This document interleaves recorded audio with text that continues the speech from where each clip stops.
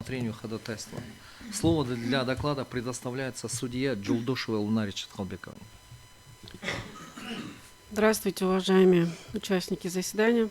В Конституционный суд Кыргызской Республики 5 сентября 2025 года поступило обращение Алмазбекова Тилека Алмазбековича о признании пункта 2.1 части 2 статьи 26 Закона Кыргызской Республики о гражданстве Кыргызской Республики в части слов осуществляет деятельность, представляющую угрозу национальной безопасности, противоречащим частям 1 и 2 статьи 23, части 2 статьи 51 Конституции Кыргызской Республики. Как следует из обращения и приложенных к нему материалов, Алмазбеков в обосновании своей правовой позиции ссылается на части 2 и 4 статьи 23 Конституции, согласно которым права и свободы человека и гражданина могут быть ограничены исключительно Конституцией и законами в целях защиты национальной безопасности, общественного порядка, охраны здоровья и нравственности населения, а также прав и свобод других лиц. При этом любые ограничения должны быть соразмерными указанным целям и не могут выходить за пределы, установленные самой Конституцией.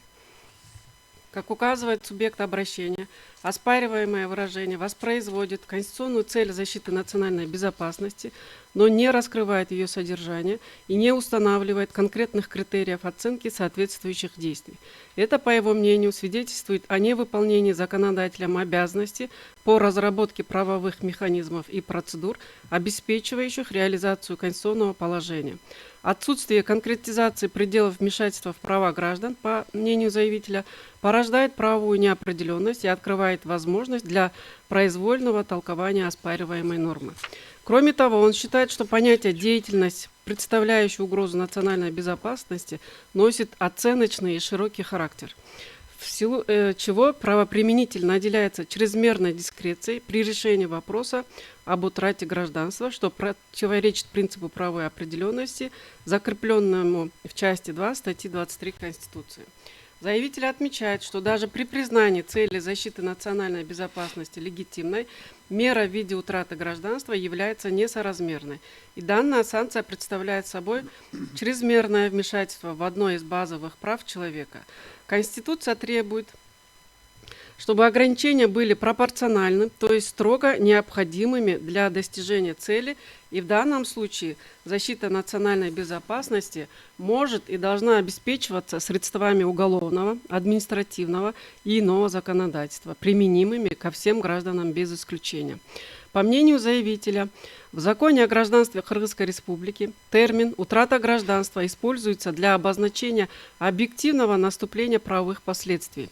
Однако в контексте пункта 2.1 части 2 статьи 26 речь идет о санкции государства за определенное поведение лица без его согласия. Поскольку лицо не выражает добровольное желание выхода из гражданства, прекращение гражданства наступает по инициативе государства, мера носит санкционный характер за определенное поведение, последствия идентичны лишению, так как лицо может оказаться в положении апатрида, лишивших всех прав, вытекающих из гражданства.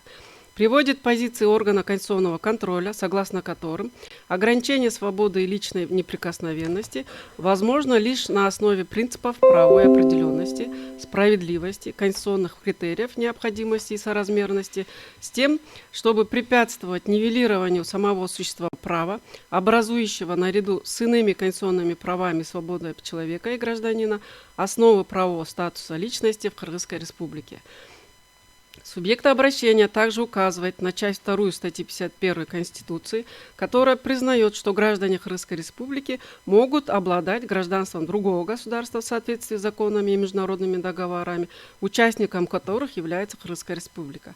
Однако оспариваемые слова нарушают оба эти положения, так как норма позволяет утратить гражданство только гражданам по приобретению, игнорируя граждан по рождению, что нарушает принцип равенства и закрепленный в части 2 статьи 51 Конституции принцип запрета на лишение гражданства.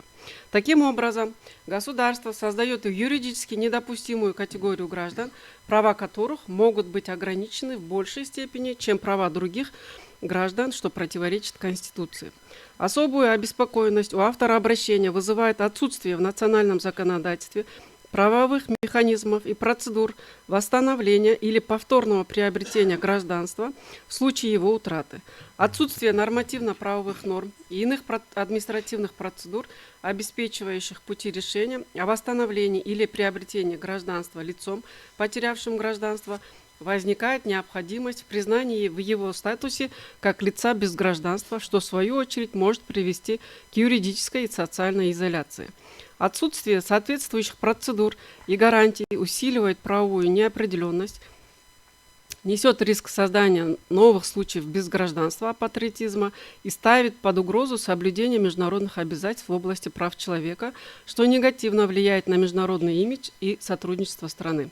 При этом приводит ряд международных норм в области прав человека и указывает, что невозможность легально решать вопросы лиц без гражданства создает риски юридической, социальной и международной нестабильности, что требует своевременного регулирования и внедрения соответствующих правовых механизмов для защиты прав и свобод таких лиц и предотвращения подобных проблем в будущем.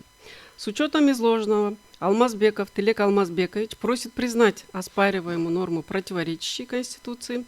Определением коллегии судей Конституционного суда от 6 октября 2025 года ходатайство было принято к производству. В целях обеспечения правильного разрешения дела проведены все необходимые действия, связанные с проверкой обращений и подготовкой дела к рассмотрению, по результатам которых дело готово к рассмотрению в Конституционном суде. Спасибо за внимание. Уважаемые судьи, есть вопросы к Унаричу Халбекову? Нет.